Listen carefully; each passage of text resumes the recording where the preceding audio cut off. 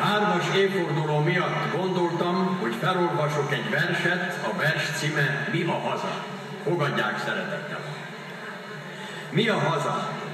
Egy élénk fiúcska, akiben a lelket Isten már növeszti, aki már figyelget, és kezd számot adni arról, amit érez, így szólott apjához, kedves szülejéhez.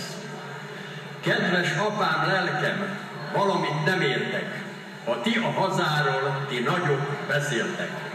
Szemetek jól látom, majd könnyekben ázik, majd kigyullad, lángol, tüzesen szikrázik. Kedves apám, töröm a fejemet régen, mi hát az a haza, magyarázd meg nékem. A haza a föld, hol világra jöttünk. A haza az ég, mely ragyog fölöttünk.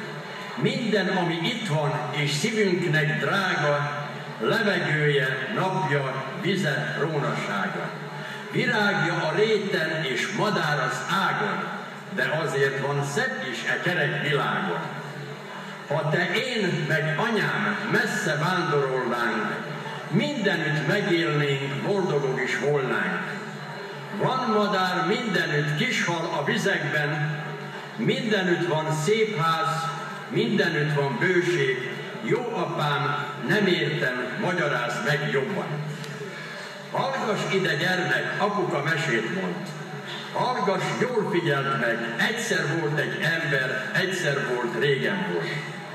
Üldözőbe vették, és addig bántották, addig sértegették, míg átokkal ajkán elhagyta hazáját. Esküvel fogadta Magyarország táját, többé sosem látja.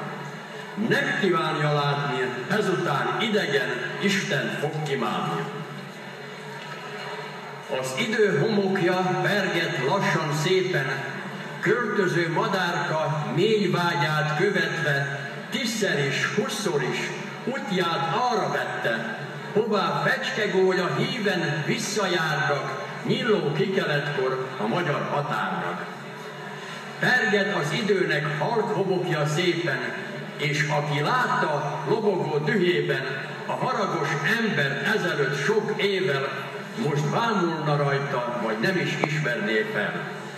Mind a tüzes villám úgy csap a szívére, a lenézett, gúnyolt távol haza képe. Őrült szerelemre gyulladt fel iránta, akit úgy gyűlölt, hogy pusztulásnak szánta. De egyszer felriadt, mert nyugtot nem adhat, ez idegen föld neki, mert itt nem maradhat. Végső erejével tolja magát, tolja, elcsigázott testét már alig vonszolja, és felnéz az égre szomorú ijedten, kérleli az Istent, még szüksége van rá, még ne hagyja cserbe.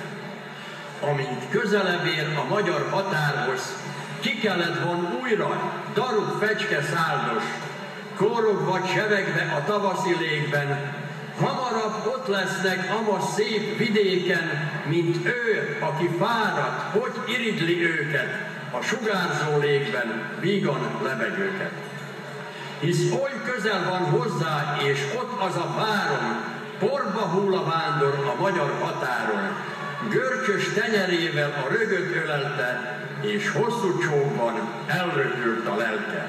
Visszajött meghalni, ahhoz kit úgy imádott.